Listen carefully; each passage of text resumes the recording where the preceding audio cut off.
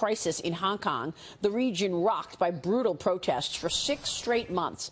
A police spokesperson says the city has been pushed to the brink of a, quote, total breakdown. It's sparking fresh fears that the violence could escalate to the level of the Tiananmen Square protests back in 1989. Joining me right now is Tiananmen Square survivor Rose Tang. Rose, I see a massacre unfolding over the last few weeks. Actually, the massacre in Hong Kong has already started, resulting in more than 100 suicides, very mysterious disappearances of people, bodies of people floating in the harbor, including 15-year-old Chen Lam, totally naked, and the protesters staged a lot of memorial services in the streets and demanding an answer and independent investigation. And more than 3,000 people have been arrested over the last 5 months. Nearly 1/3 of them are students, and more than 100 of them kids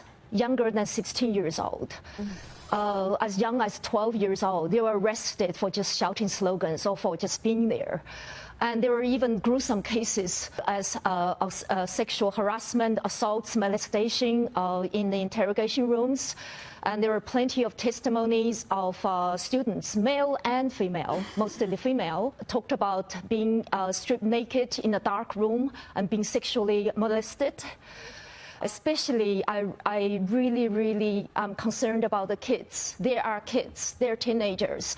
Once they are in these detention centers, and the parents usually they have to fight for months to get access to them. The thing is, the Chinese Communist Party really, the whole party the power was built on lies and violence.